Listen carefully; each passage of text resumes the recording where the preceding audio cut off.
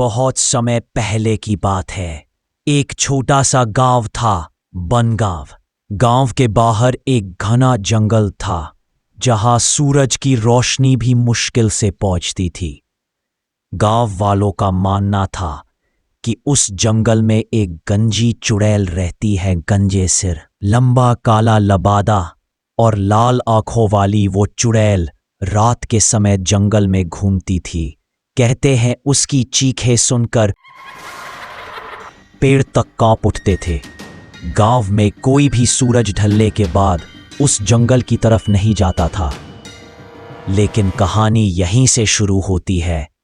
एक दिन गांव में एक नया आदमी आया, राहुल। वह एक पत्रकार था और रहस्यमयी चीजों के बारे में लिखता था। नमस्ते भाई साहब। नमस्ते नमस्ते। कैसे हैं आप? बस मजे में, आप बताइए। मैंने सुना है इस गांव के बाहर जंगल में गंजे सर वाली एक चुड़ैल रहती है। जी भाई साहब, आपने सही सुना। क्या आप नए आए हैं इस गांव में? हाँ जी, बस कुछ ही दिन हुए हैं। आप वो गंजी चुड़ैल के बारे में कुछ बता रहे थे। अच्छा, चलो सुनो फिर। जब उसने गांव वालों से गंजी चुड़ैल की बात सुनी तो वह बहुत उत्साहित हो गया। उसने ठान लिया कि वह इस रहस्य से पर्दा उठाकर रहेगा। रात के 12 बजे राहुल अकेले जंगल में गया। जंगल में घना अंधेरा था। हवा भी इतनी शांत थी कि उसकी अपनी सांसें तेज सुनाई दे रही थी। जगती लाल आंखें और एक डरावनी मुस्कान, वो गंजी चुड़ैल थी। राहुल कांप गया, लेकिन भागा नहीं। उसने कहा, तुम कौन हो? वो गांव वाले तुमसे डरते क्यों हैं? मैं चुड़ैल नहीं हूं, मैं हूं बदला।